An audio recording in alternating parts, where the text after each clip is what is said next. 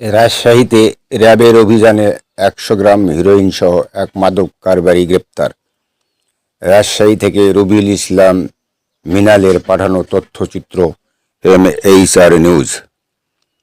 রাজশাহী মহানগরীর বেলপুকুর থানা এলাকা থেকে ১০০ গ্রাম হেরোইনসহ রায়হান আলী ৪৫ নামের এক চিহ্নিত মাদক কারবারিকে গ্রেপ্তার করেছে rapid action battalion র্যাব-৫।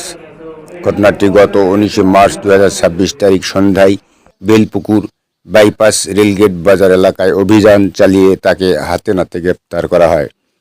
র্যাব-৫-এর Mollapara camp সূত্রে জানা গেছে, র্যাব সদর দপ্তরের গোয়েন্দা শাখার ইন্ট উইং সহযোগিতায় এনসিপির একটি চৌকুশ অভিযানিক দল জানতে পারে যে এক মাদক কারবারি সীমান্তবর্তী এলাকা থেকে হেরোইন সংগ্রহ করে বিক্রির উদ্দেশ্যে বেলপুকুর এলাকায় অবস্থান করছে।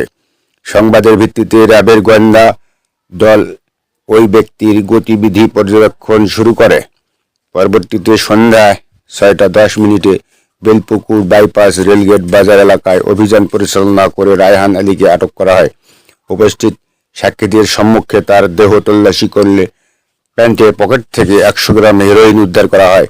গ্রেপ্তারকৃত রায়হান আলী ওই এলাকার একজন চিহ্নিত মাদক কারবারি। প্রাথমিক জিজ্ঞাসাবাদে জানায়, সে দীর্ঘদিন যাবৎ সীমান্তবর্তী অজ্ঞাত স্থান থেকে হেরোইন সংগ্রহ করে রাজশাহী জেলার বিভিন্ন খুচরা ও পাইকারি মাদক ব্যবসায়ীদের নিকট সরবরাহ করে আসছিল।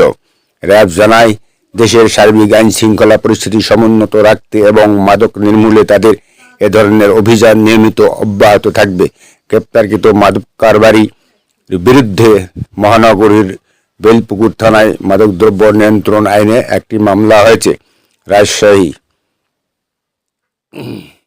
MHR news.